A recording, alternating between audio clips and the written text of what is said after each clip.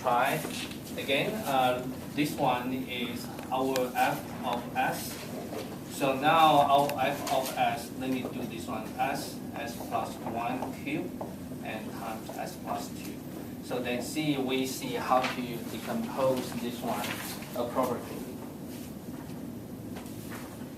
To decompose, you must do the full expansions.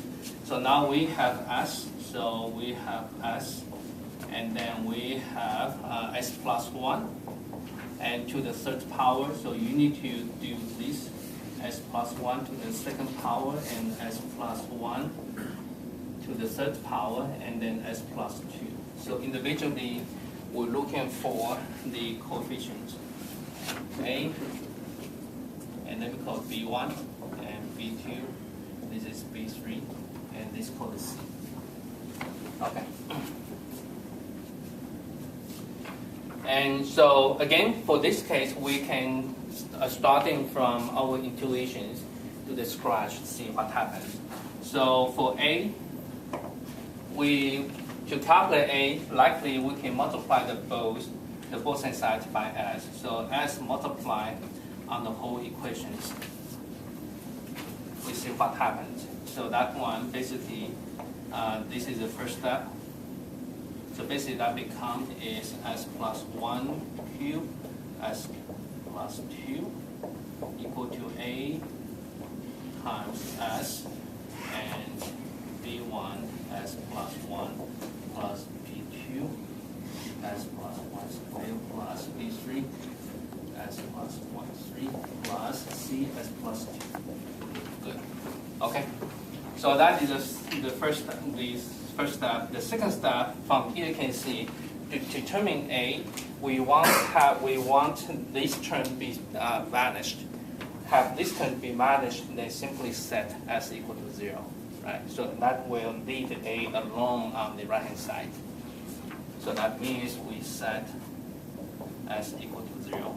So that means on the left hand side is 2 and equal to A. One more. Okay. So this the same thing for the simple terms. Then basically the same thing. A will be equal to s times of s, then s equal to 0. And in a similar way, C will be equal to s plus 2, and f of s, and then we set s equal to minus 2. That is the same with as in the previous example here.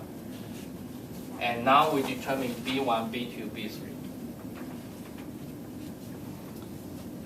B1, B2, B3 can be a little bit more tedious.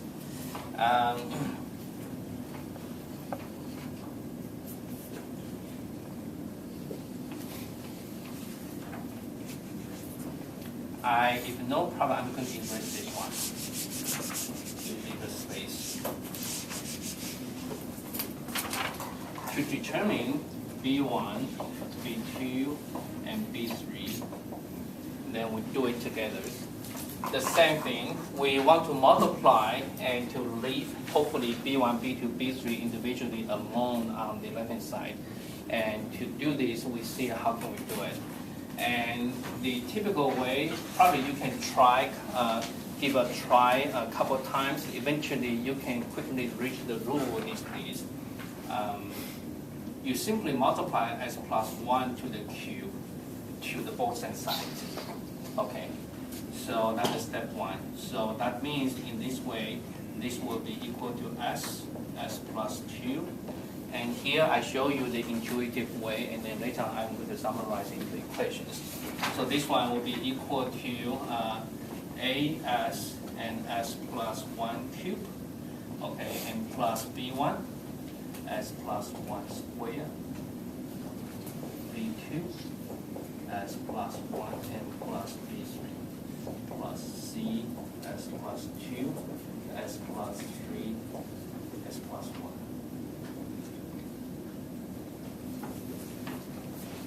Okay, pay attention. And right now we multiply these terms to individual terms on the both sides.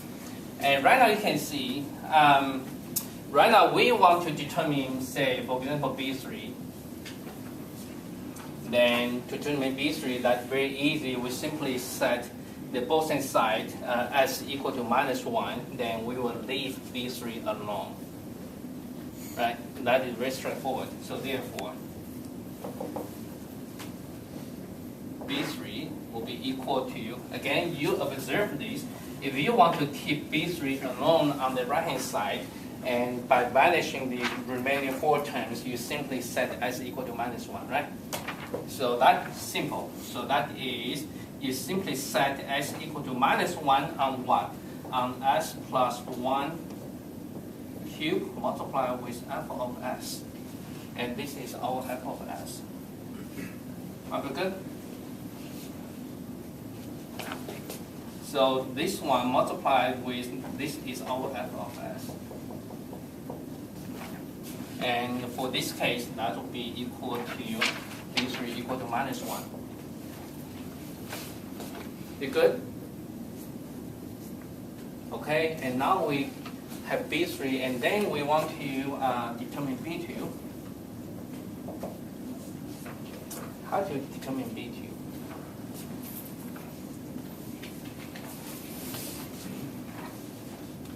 If we wish B2 be alone on the right-hand side, what kind of the operation we might try? And again, here, let me give you directly the result. If you would take the derivative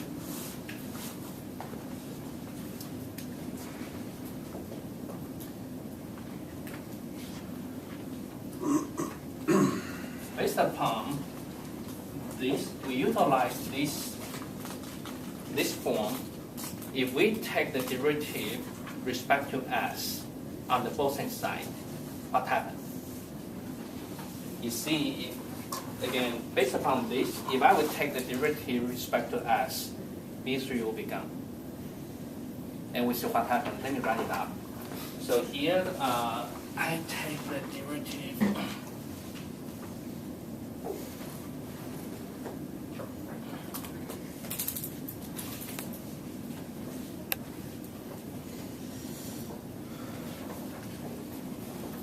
Basically, this term is